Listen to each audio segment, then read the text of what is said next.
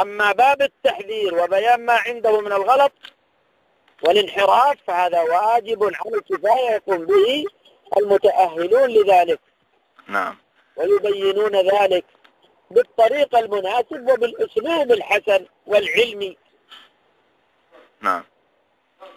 طيب شيخنا الشيخ ربيع حفظه الله والشيخ أحمد بازمول والشيخ حفظه الله والشيخ أبو بكر يوسف العويسي حفظهم الله حذروا من الصادق الغرياني، هذا الآن اللي له منصب الإفتاء في ليبيا. فهل يقال أن هذا الجرح من باب جرح الأقران؟ يعني تناقشت أنا وبعض الشباب من العامة فقالوا أن لا، هذا جرح أقران ولا يؤخذ به. فهل هذا جرح أقران يا شيخ؟ هذا كلام من لا يعلم هذه الكلمة ولا يعرف معناها. وأنا قد قرأت للصادق الغرياني نعم جزءا صالحا من الكلام الذي كان ينشره في موقعه قبل أن تأتي الثورة في أيام القذافي. نعم. فهو رجل منحرف. نعم.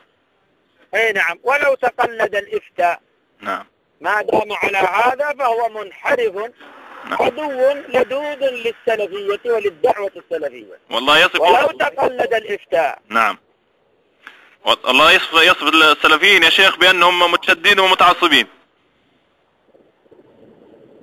نعم. يصف السلفيين الصادق الغرياني يصف السلفيين بأنهم متشددون ومتعصبون. لا رأيت له أكثر من ذلك. نعم. قرأته في موقعه لا قاله لي فلان ولا فلان، وإنما رأيت ذلك في موقعه الرسمي. نعم. من كتاباته وتواليفه. نعم.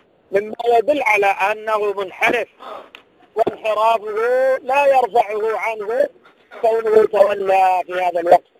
نعم. حتى في الأحداث يا شيخ سمعنا ليه كلام عجائب والله، يقول بأن الخروج في مظاهرات سلمية تضامنا مع المدن المحررة صار فرض عين وكأنه من الدين والعياذ بالله. عاد أضيفوا هذا على ما تعلمونه أنتم. نعم. طيب شيخنا جزاك الله خير. نسأل عن